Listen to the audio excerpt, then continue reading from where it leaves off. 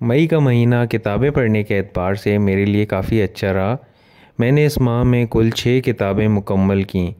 मई में जो किताब मैंने सबसे पहले पढ़ी वो एक सफ़रनामा था और उसके मुसन्निफ़ जनाब डॉक्टर आसिफ़ जाह साहिब थे।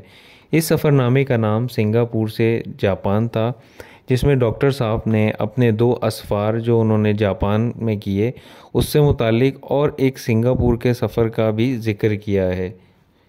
जापान और सिंगापुर से मुताल्लिक़ पढ़ी जाने वाली ये एक काफ़ी अच्छी किताब है। इसके बाद बारी आई उस किताब की जिसका मैं बेचैनी से इंतज़ार कर रहा था, यानी जुस्तजू का सफ़र पार्ट 2, और इसके मुसन्निफ़ थे ज़ीशानुल हसन उस्मानी साहब। गो कि इस किताब के सफ़े कम मगर किताब बेहतरीन थी।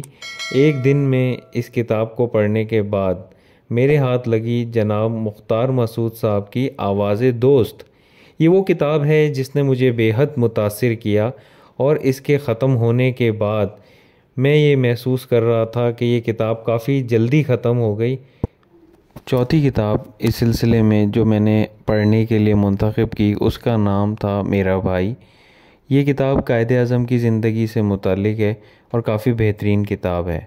मेरा भाई मुकम्मल होने के बाद मैंने कृष्ण चंद्र के अफ़सानों का मजमूआ जिसका नाम किताब का कफ़न था को अपना मुंतज़िर पाया।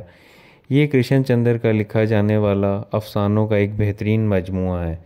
और अब बारी आती है छठी यानी आखिरी किताब की। ये किताब दरअसल एक नावल था और सफ़हात के एतबार से काफ़ी तवील था। फिर जैसे ही मैंने इसे पढ़ना शुरू किया तो नावल मेरे दिल को भा गया। नावल का नाम तन्हा और इसकी मुसन्निफ़ा सलमा आवान साहिबा हैं।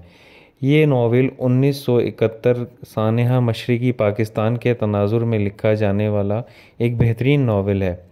वैसे तो जो किताबें मैंने पढ़ी 6 की 6 किताबें ही ज़बरदस्त थीं, मगर आवाज़ दोस्त और तन्हा ने बहुत मुतासिर किया। देखते हैं जून के महीने में मैं कितनी किताबें मुकम्मल कर पाता हूँ और इनसे क्या कुछ मुझे सीखने को मिलता है। उम्मीद है कि आपको मेरी वीडियो पसंद आई होगी।